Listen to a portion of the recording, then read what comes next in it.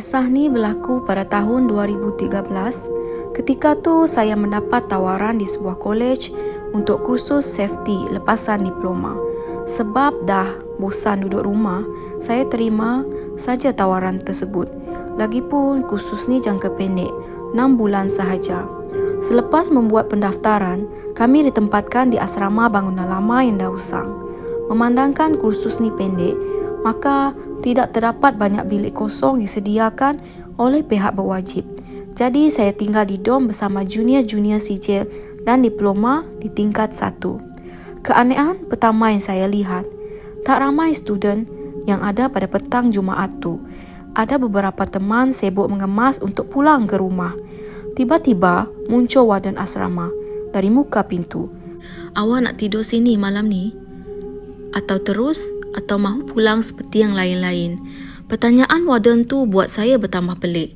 Melihat keanehan teman lain yang sibuk berkemas, saya bercadang untuk pulang dan tinggalkan barang-barang saja dalam amari, memandangkan asrama tak jauh dari rumah. Pada hari Ahad, saya pula datang semula ke asrama dan saya berkenalan dengan beberapa rakan-rakan yang mengambil kursus yang berlainan dengan kos saya. Pada sesi perkenalan, ada yang bercerita mengapa asrama dikosongkan selama 2 hari terjawab. Disebabkan ramai pelajar khusus akan masuk, pelajar yang kemasukan lebih awal dari saya yang duduk di dom tingkat atas sekali ni dijadikan cerita telah diganggu. Jadi sesi pembersihan dilakukan pada 2 hari berturut-turut. Namun kejadian itu masih lagi berlaku.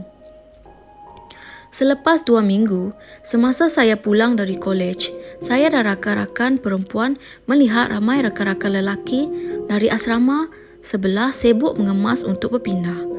Mereka mengatakan bahawa sudah tak tahan dengan gangguan dan sudah mencari rumah sewa berdekatan dengan kolej.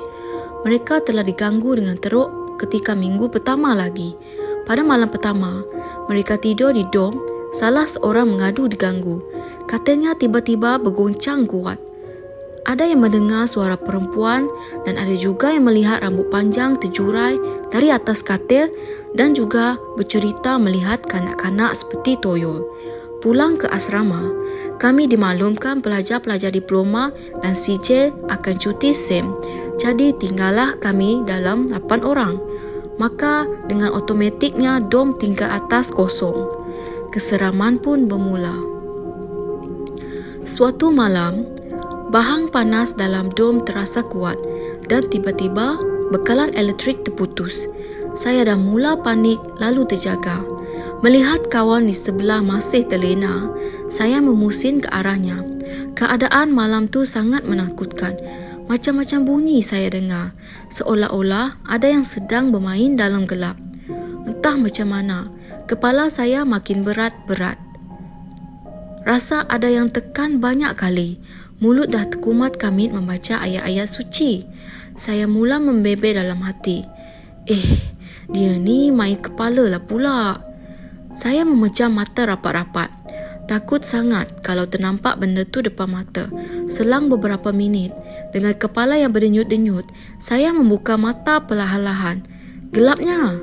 Sambil melilau, mata melihat sekeliling. Kedengaran bunyi deguman dalam bilik tu dan satu suara kanak-kanak menyapa, "Jom kita pergi main." Saya dah panik masa tu, takut yang teramat sangat. Walaupun suara tu hanya berbunyi sekali, memang cukup buat bulu rumah saya meremang. Saya terus pejam mata rapat-rapat. Boleh rasa dia ada dekat dengan saya. Dalam masa yang sama, boleh rasa dia geletek kaki. Pergilah main jauh-jauh, saya bisik dalam hati. Sedar-sedar, azan subuh berkumandang. Tiba-tiba, tup, bunyi kipas dan lampu terbuka kembali. Saya terkebil-kebil melihat sekeliling. Melihat rakan-rakan lain yang sedang enak di ulit mimpi. Peluh basah tak payah cakap. Menitik macam baru lari maraton. Salah seorang dari kami ada terbangun pergi ke tandas. Lalu saya menegurnya. "Ada dengar apa-apa tak malam tadi?" Dia dah pandang saya pelik. "Tak dengar apa pun kak, cuma black out je malam tadi." Tanpa banyak tanya, saya bingkas bangun, mengambil wuduk lalu menunaikan solat subuh. Dalam hati masih tertanya-tanya, apakah benda tu sebenarnya? Pagi tu sedang sarapan di kolej, saya bercerita pengalaman saya kepada rakan-rakan lain.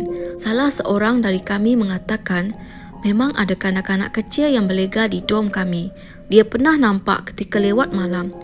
Benda tu pun tak pernah kacau, dia cuma menampakkan dirinya sambil tersenyum. Kata mereka, mujolah kanak-kanak kalau Cik Pon. Kata mereka, mujolah kanak-kanak kalau Cik Ponti yang muncul macam kes di dom lelaki boleh kena demam panas jadinya. Kisah bangunan asrama tersebut mula dikosongkan sejak tahun 2015. Kisah seram di situ terbuku begitu saja.